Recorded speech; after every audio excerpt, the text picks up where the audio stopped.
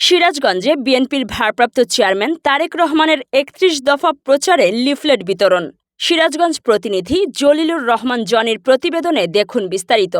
বাংলাদেশ জাতীয়তাবাদী দল বিএনপির ভারপ্রাপ্ত চেয়ারম্যান তারেক রহমান ঘোষিত ৩১ দফা কর্মসূচি জনগণের দোরগোড়ায় পৌঁছে দিতে মাঠে নেমেছে সিরাজগঞ্জ জেলা বিএনপি।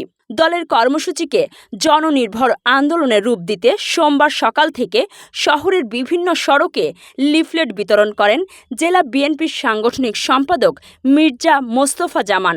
শহরের চৌরাস্তার মোড়, এসএস রোড, মুজিব সড়ক ও মুক্তা প্লাজা পর্যন্ত তিনি হাতে হাতে লিফলেট তুলে দেন পথচারী, দোকানদার ও স্থানীয় জনগণের হাতে। এ সময় বিএনপি ও অঙ্গ সংগঠনের অসংখ্য নেতাকর্মী তার সঙ্গে ছিলেন। আরও উপস্থিত ছিলেন বর্তমান প্রেস ক্লাবের সাধারণ সম্পাদক শরীফুল ইসলাম ইন্না। মির্জা মোস্তফা জামান বলেন, তারেক রহমানের ঘোষিত ৩১ দফা কেবল রাজনৈতিক স্লোগান নয়, এটি হচ্ছে জনগণের মুক্তির রূপরেখা। এ দফার মাধ্যমে গণতন্ত্র পুনরুদ্ধার, মানুষের ভোটাধিকার প্রতিষ্ঠা এবং দুর্নীতি দুঃশাসন থেকে দেশকে মুক্ত করার পরিকল্পনা তুলে ধরা হয়েছে।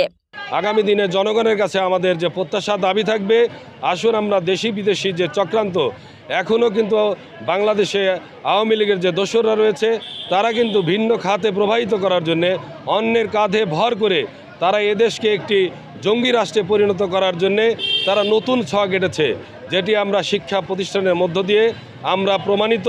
আগামী দিনে জনগণ এবং তরুণ সমাজ এবং মা বোনেরা যাতে ভুল না করে, যাতে বিএনপিকে আজকে আমাদের ফেব্রুয়ারির প্রথমার্ধে যে নির্বাচন, সেই জাতীয় নির্বাচনে যাতে ভোট দিয়ে জনগণের সরকার প্রতিষ্ঠা করে এবং দেশনায়ক তারেক রহমানের নেতৃত্বে ৩১ দফা যদি বাস্তবায়ন হয়, ইনশাল্লাহ আমরা আশা রাখছি অচিরেই বাংলাদেশ আবার ঘুরে দাঁড়াবে।